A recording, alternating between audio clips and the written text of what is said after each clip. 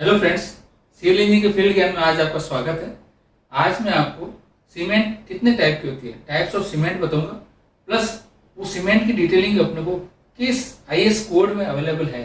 IS code में मैं साथ में उस पर बताऊंगा कौन सी सीमेंट की डिटेलिंग कौन से आईएस कोड में है। तो ये बहुत इंपॉर्टेंट है कि अगर आपको किसी भी सीमेंट के बारे में डिटेल पता करनी हो तो कौन सा आईएस कोड अपने को पता होना चाहिए, ये मैं आज बताऊंगा। इसके अलावा सीमेंट का setting time, initial setting time और फाइनल सेटिंग टाइम क्या होता है उसके बारे में बताऊंगा।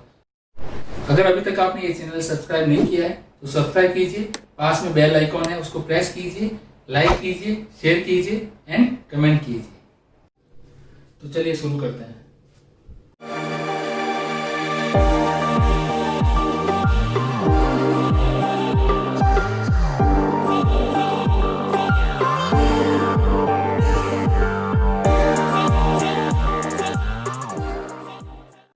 सीमेंट क्या होती है? सीमेंट एक एडेसिव या बाइंडर होता है, मतलब किसी चीज को जोड़ने का काम करता है। तो सीमेंट की अगर डेफिनेशन हो तो क्या होगी? The cement is a binder और adhesive, a substance used for construction that set, hardens and adheres to others. मतलब वो क्या करता है, जितने भी जैसे कंक्रीट हुई तो कंक्रीट में अपन आगे पढ़ेंगे कोर्स एग्रीगेट, फाइन एग्रीगेट वगैरह होंगे, तो इनको आपस में जोड़ने का काम करती है और उसके बाद और पानी के साथ मिक्स करते हैं, जोड़ने का काम करती है। उसके बाद क्या करती है, ये हार्ड सेट होती है, उसके बाद हार्डन्स मतलब इसमें स्ट्रेंथ आती है।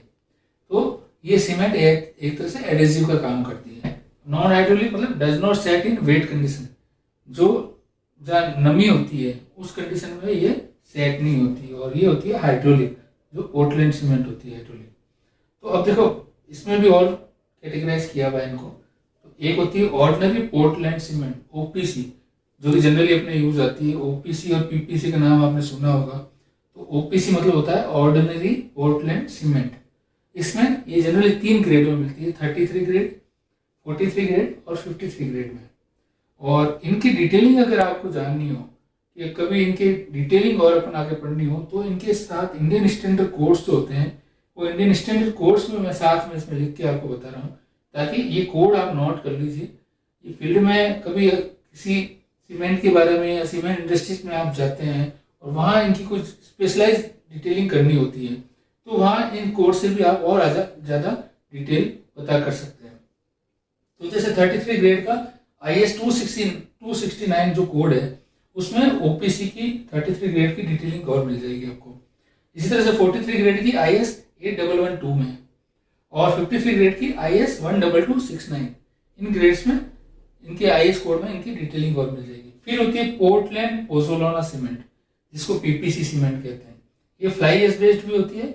फ्लाई एश बेस्ड जो सीमेंट होती है वो उसका जो डिटेलिंग कहाँ मिलेगी, IS 1489 पार्ट 1 में। और एक होती है कैल्साइट क्ले बेस्ड, और ये इसकी डिटेलिंग कहाँ मिलेगी, IS 1489 पार्ट 2 में। फिर होती है Portland slag cement, IS 455 sulphate resisting Portland cement, इसकी डिटेलिंग मिलेगी IS 12330। फिर होती है हाई एल्यूमिना सीमेंट, ये मिलेगी आपको IS 6452 में।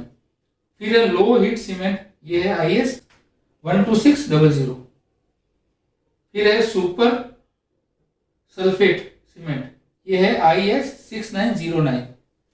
और रैपिड हार्डनिंग सीमेंट IS 8041 और ये ब्लेंडेड सीमेंट। तो ये सीमेंट की कुछ कैटेगरी है जिसको आपको ध्यान रखना है। और जनरली जो अपने काम आती है वो होती है ओपीसी और पीपीसी, 2 तरह की सीमेंट अपने जनरल कंस्ट्रक्शन में काम आती है। तो आपको इन 2 के बारे में आपको ध्यान होना चाहिए। ओपीसी क्या होती है, ऑर्डिनरी पोर्टलैंड सीमेंट, और पीपीसी होती है पोर्टलैंड पोज़ोलाना सीमेंट। और पोज़ोलाना का जो मीनिंग है, वो पोज़ोलाना एक्चुअली में होता है वॉल्केनिक, जो ज्वालामुखी होते हैं उनकी जो ऐश होती है, जो राख होती है, वो उसको पोज़ोलाना कहते हैं। तो एक्चुअली में पोर्टलैंड पोज़ोलाना, तो आप पोज़ोलाना आर्टिफिशियल पोज़ोलाना भी होता है, उसका भी यूज करके अपन जो फ्लाई एश होता है, फ्लाई एश कंटेंट ज़्यादा होता है उसमें, तो फ्लाई एश बेस्ड होता है, तो उसमें इसका यूज करके ये पोर्टलैंड सीमेंट बनती है, पीपीसी। सेटिंग टाइम क्या होता है कि जब कोई भी कंक्रीट है, कंक्रीटिंग जब पोर करते हैं कंक्रीट को, और जब स्ट्रक्चर किसी को अंदर पोर करते हैं मोल्ड के अंदर, और जब वो सेट होना स्टार्ट कर देती है, the time when cement paste start hardening, जब वो हार्ड होना शुरू कर देता है, या paste start losses is plasticity, जब प्लास्टिसिटी लॉस होना शुरू हो जाता है, तो वो टाइम होता है इनिशियल सेटिंग टाइम। ठीक है, जब कंक्रीट सेट होना शुरू हो जाती है वो होता है इनिशियल सेटिंग टाइम, वो ध्यान होना चाहिए। और इनिशियल सेटिंग टाइम हमेशा 30 मिनट के बराबर या उससे ज़्यादा होना चाहिए। इनिशियल सेटिंग टाइम कंक्रीट को पोर करने के बाद 30 मिनट होना चाहिए। ऐसा नहीं कि आधा घंटा उसको लेते हुए आ रहे रास्ते में और आधे घंटा हो गया और सेट हो गई, वो नहीं होना चाहिए। मतलब जब किसी भी स्ट्रक्चर में या किसी भी मोल्ड के अंदर उसको पोर कर दिया, वाइब्रेटर से वाइब्रेट कर दिया, प्रॉपर करके, उसके बाद वो सेटिंग टाइम शुरू होता है। तो उसके बाद पोर करने के बाद में वो 30 मिनट के बाद 30 मिनट या उससे अधिक इसका सेटिंग टाइम होना चाहिए। और फाइनल सेटिंग टाइम क्या होता है? Final setting time the time when cement paste has harden sufficiently, मतलब उसके ऊपर एक बार अपन चल भी सकते हैं, ऐसे हार्ड हो जाती है, तो वो हो जाता है फाइनल सेटिंग टाइम। मतलब और क्या हो सकता है? The post paste losses is plasticity completely. ठीक है ना।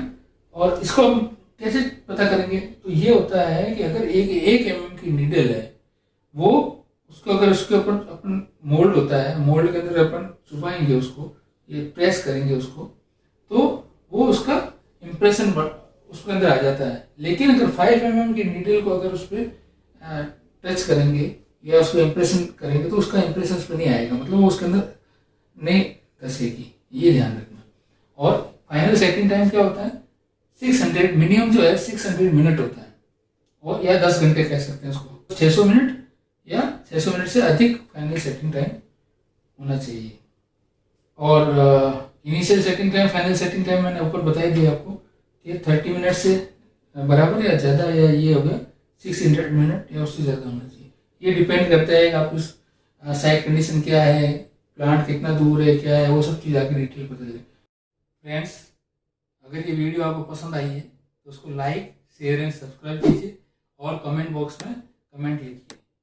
Thank you for watching.